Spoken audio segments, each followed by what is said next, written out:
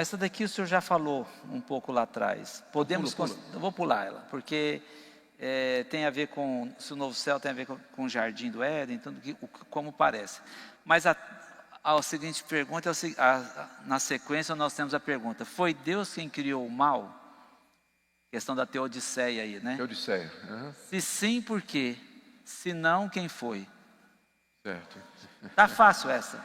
Não, essa é mais uma daquelas, né? Parece que todos os mistérios do cristianismo hoje estão sendo expostos aqui, né? Perguntados. Ai, ai. Isso.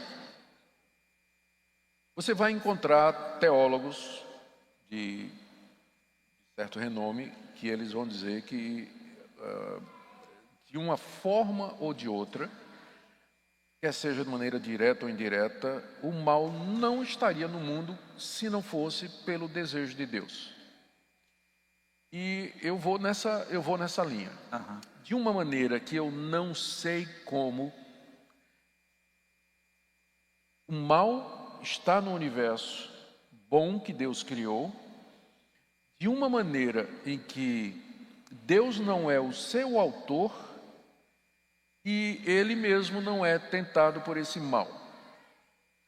Então, isso porque a Bíblia nunca atribui o mal a Deus, ao contrário. A Bíblia diz que Deus se revolta com o mal, que Deus detesta o mal, que ele não pode ser tentado pelo mal, que ele vai punir todo o mal, que o mal sempre é colocado na porta dos anjos caídos, Satanás principalmente, e dos homens, e da raça humana, Adão e Eva. Então, sempre a Bíblia atribui o pecado e as consequências aos seres morais que Deus criou e que se rebelaram contra ele. Mas, é claro, a própria Escritura, toda clareza, fala que não existe absolutamente nada que não tenha sido por decreto de Deus. Então, o mal existe porque, de uma forma ou de outra, Deus permite ou quis que o mal estivesse no mundo, mas ele fez isso de uma maneira que ele não pode ser chamado de o autor do mal. A questão toda, Marcos, é que a gente está lidando com um ser que é muito, muito maior do que nós. Quando a gente tenta entender Deus como se fosse um homem, a gente vai ter problemas. Sim. Mas Deus é de tal forma que Ele consegue fazer isso sem que haja contradição nele. Como a gente não sabe. Porque humanamente falando, é impossível Deus ser soberano e o homem responsável. Né? Humanamente falando, é impossível. Não tem como fazer isso, é um paradoxo. Mas estamos falando de um ser tal que ele é capaz de fazer aquilo que para nós humanos não tem sentido, não bate na nossa cabeça. E aí é que está o grande apelo do cristianismo. O cristianismo nunca procurou apresentar uma razão para quem é Deus ou motivo para o que ele faz.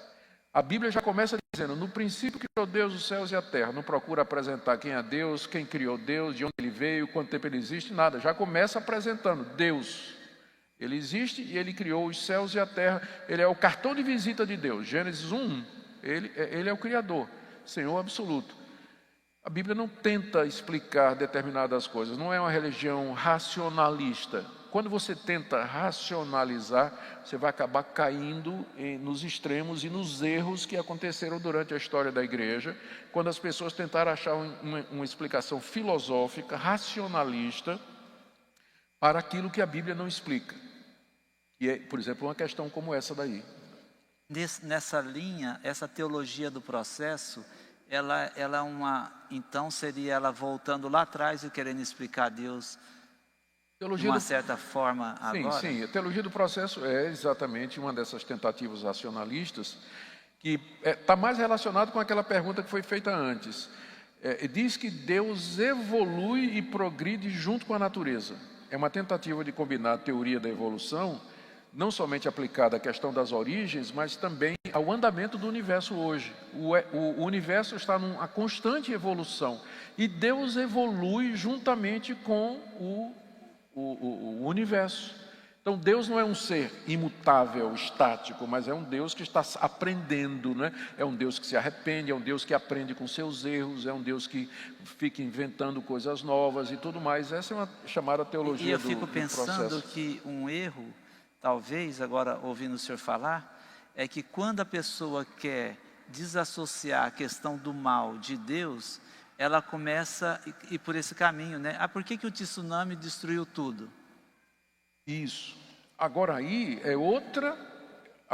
já é uma outra explicação que é chamada teologia relacional ou o teísmo aberto, que para resolver e salvar a cara de Deus, né? Limpar a barra dele? Para limpar a barra de Deus, diz que Deus não conhece o futuro. Por isso que Deus não pôde evitar a queda do homem, porque ele fez o teste, mas ele não sabia o que Adão ia fazer. Então, catástrofes naturais ou grandes tragédias que acontecem, por exemplo, essa pandemia, né? Isso aí pegou todo mundo de surpresa, inclusive Deus, porque Deus não conhece o futuro.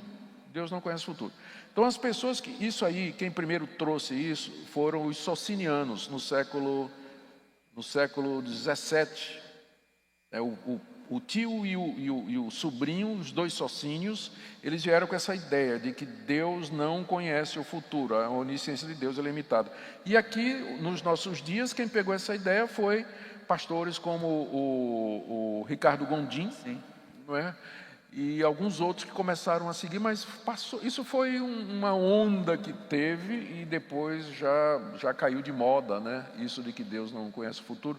Porque até quem não é calvinista ou reformado sabe que é um absurdo. Deus conhece o futuro, né? Mesmo os nossos irmãos arminianos, né, queridos irmãos, eles não negam que Deus conhece o futuro. Claro que conhece.